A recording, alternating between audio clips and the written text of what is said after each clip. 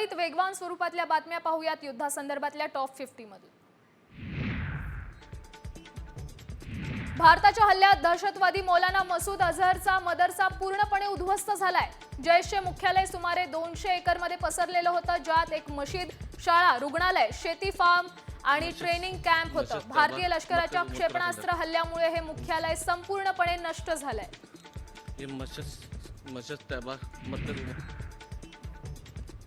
कुख्यात दहशतवादी मसूद अझहरच्या कुटुंबातील 14 जणांचा खात्मा झाल्याची सूत्रांची माहिती आहे। कुख्यात दहशतवादी राऊफ असगरचा मुलगा हुजैफाचा खात्मा झाल्याचं समोर आलंय।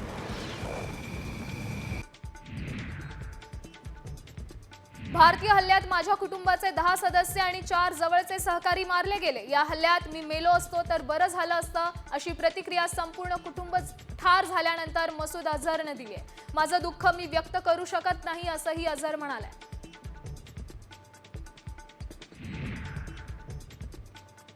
जैश ए मोहम्मदचं मुख्यालय बहावलपूर सैन्याने हल्ला केला आणि ते उद्ध्वस्त केलं। जैशच्या याच मुख्यालयाची हल्ल्यापूर्वीची आणि हल्ल्यानंतरची दृश्य सामच्या हाती लागले।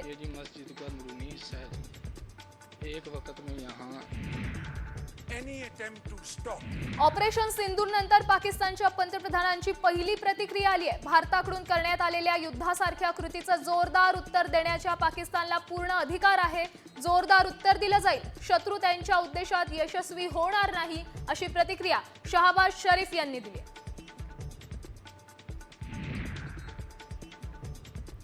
भारताच्या कारवाईनंतर पाकिस्तान घाबरलाय। भारताने कारवाई थांबवली तर पाकिस्तान देखील पाऊल उचलणार नाही, असं आवाहन पाकिस्तान संरक्षण मंत्री ख्वाजा आसिफ यांनी केलंय। याचा अर्थ पाकिस्तानने नमती भूमिका घेतल्याचं दिसतंय।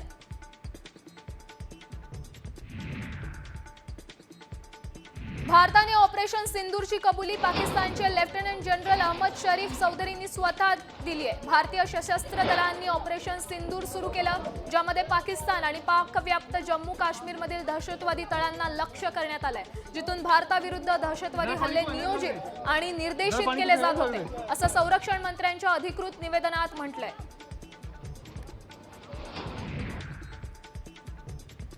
ऑपरेशन सिंदूर नंतर चीनने प्रतिक्रिया दिली आहे। भारताची आज सकाळी झालेली लष्करी कारवाई ही दुर्दैवी आहे।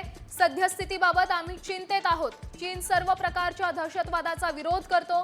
दोन्ही देशांनी शांतता आणि स्थैर्याच्या दृष्टीने विचार करावा, संयम बाळगावा, शांतता राखावी आणि परिस्थिती अधिक गुंतागुंतीची होईल असं कोणतेही पाऊल उचलू नये, असं आवाहन चीनने केलंय।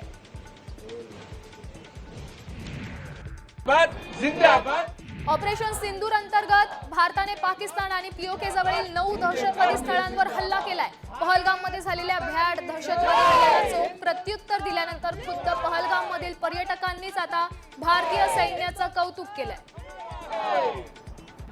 जिंदाबाद जिंदाबाद जिंदाबाद जिंदाबाद जिंदाबाद इंडियन आर्मी जिंदाबाद भारत। ऑपरेशन सिंदूर नंतर काश्मीरी नागरिकांनी इंडियन आर्मी जिंदाबादच्या घोषणा केल्यात। भारताने पाकिस्तानवर एअर स्ट्राईक केला, पहलगाम हल्ल्याचा बदला घेतला। याच कारवाईचं काश्मीरी नागरिकांकडून स्वागत करण्यात येते।